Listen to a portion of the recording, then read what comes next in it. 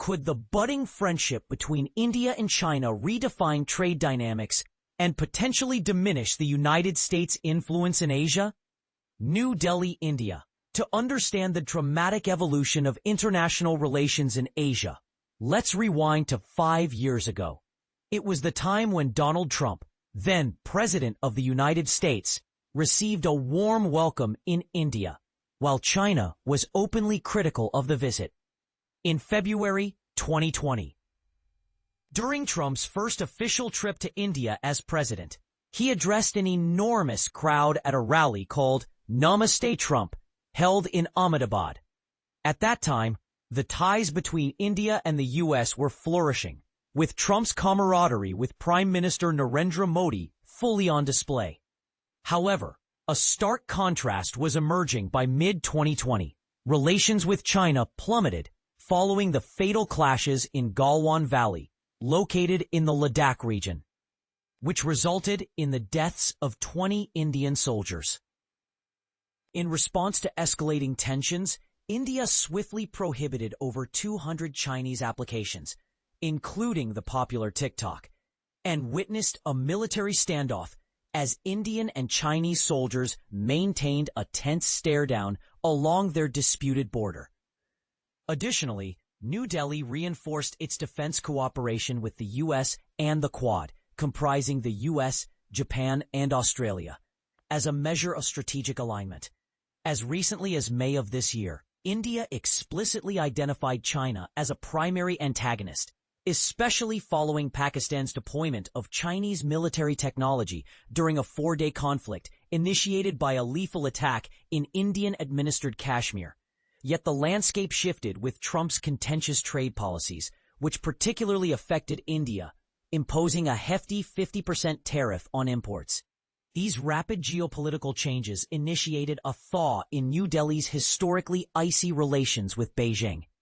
Analysts argue that Trump's approach is dismantling decades of diplomatic achievements that have bolstered U.S. influence in Asia, a region that is home to over 60% of the world's population.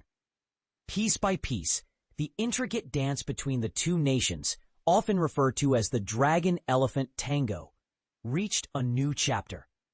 Just this past week, Prime Minister Modi engaged in discussions with China's top diplomat, Foreign Minister Wang Yi, who emphasized the importance of mutual respect and the ongoing positive trajectory in bilateral relations. During his 2-day stay in New Delhi, Wang also met with India's Foreign Minister S. Jaishankar and National Security Advisor Ajit Doval to deliberate on their long-standing border disputes high up in the Himalayan mountains. The Chinese Ministry of Foreign Affairs proclaimed that the two neighboring nations are now on a steady development track and should cultivate an environment of trust and support. Notably, both sides declared measures to bolster confidence, including the resumption of direct flights, streamlined visa processes, and enhanced border trade facilitation. In June, Beijing opened its doors to Indian pilgrims, allowing them to visit sacred sites in Tibet. Moreover, the two nations expressed a willingness to explore an early harvest agreement regarding contentious areas of their border, which has historically been a source of conflict, including a war fought back in 1962. Modi graciously accepted an invitation from Chinese President Xi Jinping to attend the Shanghai Cooperation Organization Summit in Tianjin, a regional platform led by China and Russia, which is frequently viewed as a counterbalance to U.S. dominance in Asia. This will mark Modi's first visit to China in over 7 years. Recent setbacks in our interactions were never in the best interest of our people, Wang remarked on Monday, alluding to the Galwan clashes that also claimed the lives of 4 Chinese soldiers. Earlier this year, President Xi suggested that their relationship should embody a dragon-elephant tango, a metaphor for the harmonious coexistence of both nations, symbolized by these two majestic animals often associated with them. Sana Hashmi, a research fellow at the Taiwan Asia Exchange Foundation, expressed to Al Jazeera that initiatives aimed at reducing tensions between India and China have been ongoing for quite a while. Last October, Modi and Xi broke the ice during a spontaneous meeting in Kazan, Russia, after years of avoiding one another, even in multilateral settings. However, the economic pressures stemming from Trump's tariff policies and his accommodating stance toward Pakistan have effectively left India with no choice but to lessen its adversarial relationships, including with China, she stated. The U.S. has hosted Pakistan's Army Chief, Asim Munir, on 2 occasions this year, including an unprecedented meeting with Trump at the White House. Despite India rejecting the notion, Trump has often claimed credit for brokering the ceasefire that concluded the conflict between India and Pakistan in May. From Beijing's perspective, their outreach to India seems largely tactical, while New Delhi's response appears driven more by apprehension and the ever-changing geopolitical context, Hashmi pointed out. While there are no apparent attempts from Trump to isolate China, she noted that the U.S. government is evidently trying to distance itself from a key strategic ally, India. The Trump administration has imposed a further 25% tariff, in addition to a prior 25% on Indian imports, attributing it to India's continued procurement of Russian oil. However, no such tariffs have been placed on China, which remains the largest buyer of Russian crude. Trade economist Bishwajit Dar asserted that these tariffs are compulsively restructuring trade relations in Asia. The speed with which India-China relations have improved recently is certainly notable, he remarked. What we are observing seems to be a genuine transformation in their relationship, and it appears to be sustainable. What happens if warmer ties between India and China developed further? Experts suggest this would lessen the impact of U.S. tariffs on both nations. As Washington increases tariffs on important Indian exports, enhanced access to Chinese markets, along with smoother cross-border trade and cooperative supply chain networks, could help India mitigate its dependency on the U.S. market. In 2024-25, India reported a staggering trade deficit of $99.2 billion with China, which was primarily fueled by a significant rise in imports of electronic goods. Currently, China stands as India's largest trading partner, second only to the United States.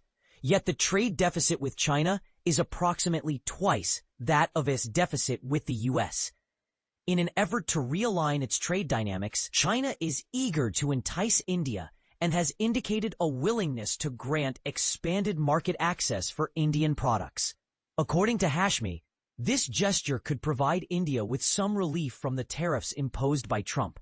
It might help cushion the economic impacts, mitigate strategic vulnerabilities, and alleviate the considerable trade imbalance that India faces with China. For China, fostering a closer relationship with India would represent a substantial strategic victory, amplifying its sway in the Asia-Pacific region. India has been a significant component of the US-led Indo-Pacific strategy, so strengthening ties with India could demonstrate that China is a trustworthy economic and security partner, rather than the US, she noted further. Both nations have come to recognize that their strained relationship has cost them significantly on the geopolitical front, according to Ivan Lidarev, a research fellow at Singapore's National University, specializing in India-China relations. China acknowledges that its actions have inadvertently moved India closer to the U.S., and similarly, New Delhi realizes that its deepening ties with the U.S. have garnered substantial costs, he explained. This newfound closeness between China and India opens doors for trade alliances that can operate independently from Washington's influence, Lidarev continued, suggesting that bilateral trade between India and China could experience notable growth. However, Hashmi highlighted inherent constraints on how closely these two countries might truly cooperate.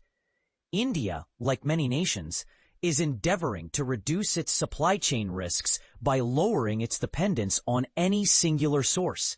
Yet, she argued, this effort is proving challenging without a concerted strategy to address the growing reliance on China. For India, This difficulty has only intensified in light of the newly imposed tariffs from the U.S. While some thawing of relations may assist in normalizing interactions, it will unlikely result in a profound transformation as underlying competition and conflict remain pervasive, she remarked to Al Jazeera. Additionally, the global reliance on China will persist as countries rush to re-establish economic ties with Beijing in the context of Trump's tariffs. Quad, minus the sharp edge. Since the era of George W. Bush, the U.S. has positioned India as a democratic counterbalance to China. Under Barack Obama's Pivot to Asia initiative, New Delhi became increasingly central to efforts aimed at countering Beijing's ascent. A focus that solidified with the creation of the Quad, which encompasses the U.S., India, Japan, and Australia. For the U.S., the Quad has become crucial to its strategy in the Asia-Pacific, channeling millions into regional infrastructure, supply resilience, and critical technology sectors. Experts contend that the Quad has allowed the U.S. to wield influence without solely relying on formal alliances, while simultaneously embedding New Delhi within a collaborative security and economic framework. Since the Cold War, India has pursued a foreign policy centered on strategic autonomy, partnering selectively with various nations on distinct issues, but not joining any military alliances or positioning itself ideologically against major powers. Despite this, U.S. officials have held an underlying expectation that enhanced U.S.-India relations, coupled with the historical distrust between New Delhi and Beijing, would eventually transform India into a pivotal player against China. To maintain India's engagement, successive American administrations have avoided exerting too much pressure regarding India's long-standing relationship with Moscow, which has been a principal arms supplier for the South Asian nation for over 50 years. This approach persisted even during Russia's ongoing conflict with Ukraine, with the U.S. actively encouraging India to procure Russian oil that other Western nations are boycotting, in an effort to stabilize global crude prices. Now, Trump appears to be reversing this delicate balance and expects India to take a definitive side. In a recent Financial Times piece, Peter Navarro, White House counsel for Trade and Manufacturing, criticized India's foreign policy, asserting that the Biden administration largely turned a blind eye to this strategic and geopolitical recklessness. The Trump administration confronts it, affirming, if India aspires to be treated as a strategic partner of the U.S., it must begin to act like one. Indian officials, however, have indicated that New Delhi remains committed to its stance on strategic autonomy. Fostering warmer ties with China could complicate U.S. initiatives aimed at sidelining China in global institutions, suggested B.R. Deepak, a professor of Chinese studies at Jawaharlal Nehru University in New Delhi. If New Delhi chooses to align more closely with Beijing on matters such as developmental financing, multilateral reforms, de-dollarization, or climate change, it would disrupt Washington's narrative of uniting democracies against China. Deepak remarked to Al Jazeera, adding that this change could provide legitimacy to China's aspirations for an alternative global order. Deepak acknowledged that a more amicable Beijing-Delhi relationship might temper India's inclination to adopt an overtly anti-China stance within the Quad, promoting a broader agenda geared toward providing public resources in the Asia-Pacific, rather than merely functioning as an overt counter-China entity. Litterev from the National University of Singapore echoed that burgeoning ties between India and China will introduce complexities within the Quad, potentially undermining mutual trust and the group's sense of direction. Yet Deepak maintained that the Quad's strategic significance would endure, particularly regarding shared objectives such as robust supply chains, emerging technologies, climate cooperation, and maritime security. Hashmi pointed out that while Trump had concentrated extensively on strengthening the Quad during his first term, he is now inadvertently jeopardizing its cohesion, Presently, she argued, the Asia-Pacific is no longer a primary focus for the U.S. president.